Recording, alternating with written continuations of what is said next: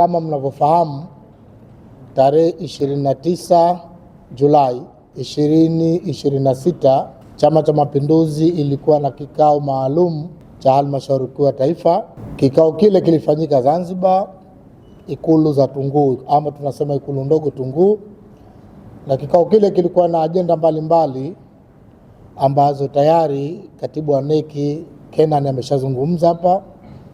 Lakini moja kati ya ajenda iliyokuwepo katika kikao kile, sisi tunasema mengineo, lakini kwa idhini ya mwenyekiti, tukana ajenda ya mwenyekiti wa chama, na ajenda ile ilihusisha mabadiliko madogo ya secretariat ya halmashauri kuu ya taifa.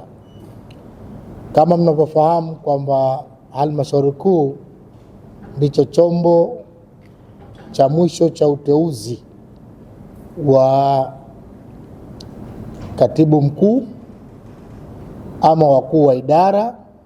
Kwa maana hiyo ilifanyika mabadiliko madogo katika secretariat ya halmashauri kuu ya taifa, na kwa sisi hapa bahati nzuri katika mabadiliko yale tukapata naibu katibu mkuu wa Chama cha Mapinduzi anayefanyia kazi zake Zanzibar kuwa mpya. Bara wamepata, sitaki kuzungumzia kwa upande wa bara na kusudi hapo. Kwa mujibu wa utamaduni wa Chama cha Mapinduzi kwamba tunapokuwa na katibu mkuu mpya huwa tunafanya mapokezi, kwa maana ya katibu mkuu ambaye inakuwa ni kiongozi wa secretariat ya Chama cha Mapinduzi, huwa tunawapokea Dodoma makao makuu ya chama, huwa tunawapokea ofisi ndogo Lumumba, na hapa ofisi kuu ya chama Kiswandui. Na kwa kuwa kwa muundo wa chama tuna manaibu wawili, tuna naibu mmoja anafanyia kazi zake bara, mmoja anafanyia kazi zake Zanzibar. Huyu anayefanyia kazi zake Zanzibar, kwa mujibu wa muundo wa CCM, kuna kitu kinaitwa kamati maalum ya halmashauri kuu ya taifa, ambayo hiyo kamati maalum ya halmashauri kuu ya taifa inakuwa na secretariat yake, ambayo secretariat yake hiyo inashughulika na siasa za CCM za kiutendaji zote za hapa Zanzibar, nayo inasimamiwa na naibu katibu mkuu Zanzibar, ambaye yeye ndo anakuwa mkuu wa secretariat ya Chama cha Mapinduzi ya kamati maalum hapa Zanzibar.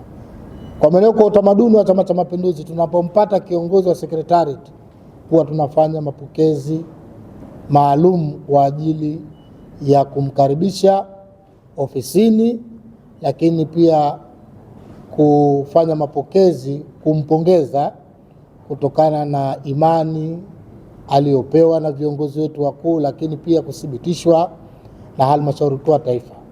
Kwa maana nimekuleteni hapa mahususi kwamba tunatarajia kesho kutwa tutakuwa na mapokezi, itakuwa tarehe 5, tutakuwa na mapokezi ya naibu katibu mkuu ndugu Abdi Mahmud Abdi hapa Zanzibar, na utaratibu wake utakuwa kama ifuatavyo. Tunatarajia kwamba naibu katibu mkuu ataondokea ofisi za Umoja wa Vijana hapo Maisara, na ataambatana na wanasisi mbalimbali na makundi mbalimbali. Atatoka pale, atapitia njia hii ya Faya kujia magereza, kushuka paka Miembeni na kuja paka Kachorora, pale atakuja zake moja kwa moja mpaka Kisonge hapo roundabout. Pale naibu katibu mkuu atashuka huko kote, atatembea na gari iliyokuwa ya wazi. Atafika hapo atashuka hapo. Sasa ataambatana na viongozi mbalimbali wa chama, wakiwemo wenyeviti wa mikoa, wenyeviti wa wilaya, wakuu wa idara za chama na viongozi wengine pamoja na wana CCM. Tutatembea pale kutoka kwa miguu sasa kuja zake paka ofisi kuu ya chama hapa Kiswandui, ambapo atakapofika kwenye lango kuu pale atatembea peke yake, kumpa nafasi atavishwa skafu. Baada ya kuvishwa skafu pale ataingia ndani. Atakapoingia ndani atapokewa na naibu katibu mkuu aliyomaliza muda wake, Daktari Mohamed Said Mohamed Dimwa. Baadaye ataambatana, atakwenda kwenye kaburi la hayati Mzee Karume, atasoma dua baadaye atarudi hapo, atazungumza na wana CCM watakaojitokeza katika viwanja vyetu. Baadaye tutaenda naye katika ukumbi wa Secretariat juu kwa makabidhiano ya ofisi. Kwa maana hiyo nimewaiteni kukupeni ratiba hiyo na nyie mkaitangaze, na vile vile niwaombe kupitia kwenu wananchi wajitokeze kwa wingi, wana CCM wapenzi, ili kuja kumlaki kiongozi wetu mpya ambaye anakuja zake sasa hapa ofisi kuu za chama Kiswandui. Lakini pia nitumie fursa hii kwamba kama mkuu wa idara ya itikadi na uenezi, sisi pia tunatoa pongezi zetu za dhati kwa naibu katibu mkuu ambaye aliyemaliza muda wake kwa kazi kubwa nzuri aliyoifanya, na nyote mashahidi kwamba sio jambo dogo kusimamia utendaji wa chama kikubwa kama hichi. Chama kina mambo mengi, lakini kikubwa pia ametusaidia kutuvusha kwenye uchaguzi mkuu. Kwa kweli lazima tumshukuru na tumuombee Mungu amjalie afya njema na aendelee kutusaidia na kutushauri, kwa sababu siasa za Zanzibar mnazijua, si siasa za maigizo.